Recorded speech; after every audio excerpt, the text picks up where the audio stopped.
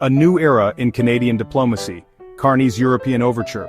Canadian Prime Minister Mark Carney embarked on his first international trip since assuming office, choosing France as his inaugural destination.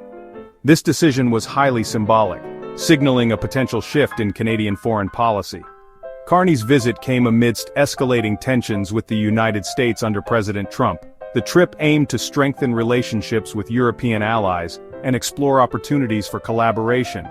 This visit marked a pivotal moment for Canada on the world stage, emphasizing its commitment to multilateralism and seeking new partnerships in a changing geopolitical landscape.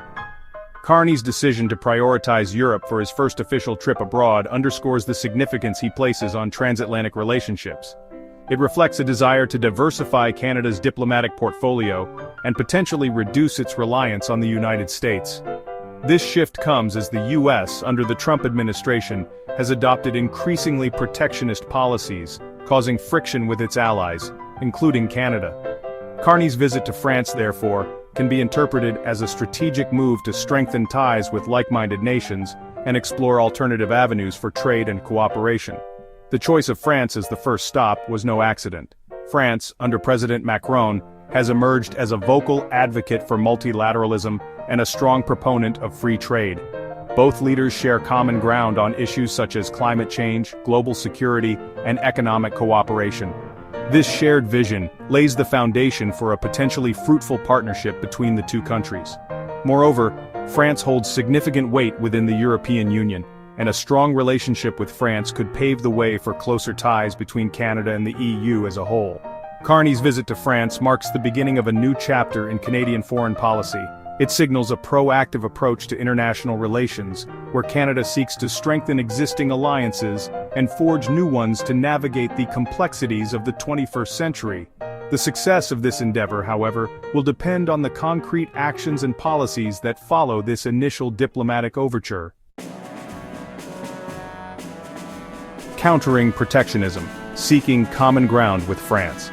One of the critical drivers behind Carney's visit was the need to address the growing tide of protectionism, particularly emanating from the United States.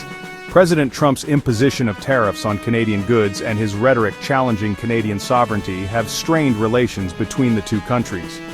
In this context, Carney sought to rally support from European allies who share Canada's commitment to free trade and a rules-based international order. During his meeting with President Macron at the Élysée Palace, the two leaders presented a united front against protectionist measures. Although they did not hold a joint press conference, their individual statements emphasized the importance of reliable allies and strategic partnerships for navigating the turbulent waters of global trade. Macron, known for his staunch criticism of protectionism, reiterated his concerns about the detrimental impact of tariffs on global economic growth, linking them to inflation and supply chain disruptions. The emphasis on reliable allies hints at a potential shift in the global landscape, where traditional alliances are being re-evaluated. Carney's visit to France suggests a move towards strengthening relationships with countries that share Canada's values and interests, particularly in the face of uncertainty and policy shifts from its southern neighbor. By fostering closer ties with European partners, Canada seeks to mitigate the risks posed by protectionist policies and ensure continued access to global markets. The meeting between Carney and Macron signifies a convergence of interest between Canada and France in the face of shared challenges. Both leaders recognize the need for collective action to safeguard the principles of free trade and multilateralism, which have come under increasing pressure in recent years. By aligning their positions and coordinating their efforts, Canada and France aim to create a counterweight to protectionist forces and promote a more open and cooperative global trading system. Standing firm sovereignty and the future of U.S.-Canada relations.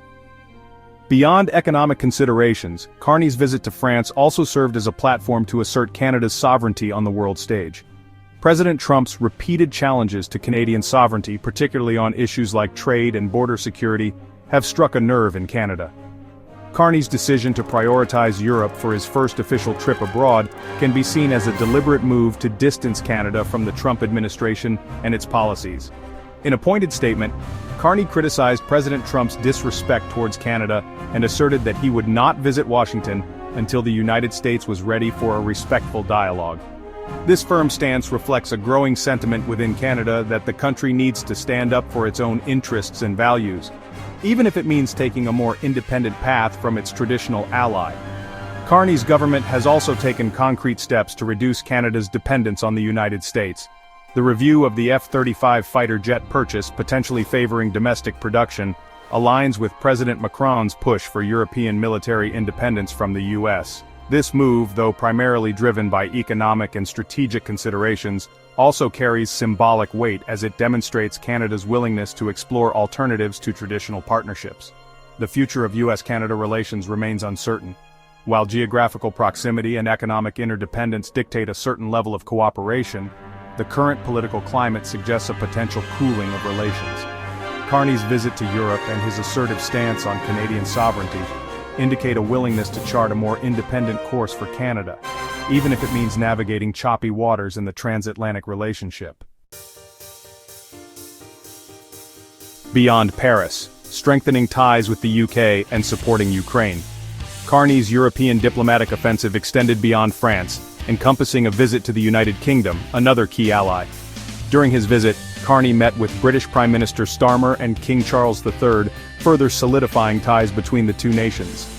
Prime Minister Starmer, echoing the sentiment of shared values, referred to the UK and Canada as sovereign allies, highlighting the importance of their partnership in a world grappling with numerous challenges. Furthermore, Carney's visit highlighted a shared commitment to supporting Ukraine in the face of ongoing conflict. Both Carney and Macron, describing themselves as peaceful powers, reaffirmed their support for Ukraine and pledged to continue providing assistance. This commitment was further emphasized by Carney's invitation to Ukrainian President Zelensky to attend the upcoming G7 summit in Alberta, Canada. This invitation underscores Canada's dedication to international cooperation and its role in seeking peaceful resolutions to global conflicts. The visit to the UK, coupled with the discussions surrounding Ukraine, underscores the broader theme of Carney's European tour building and strengthening alliances with like-minded nations.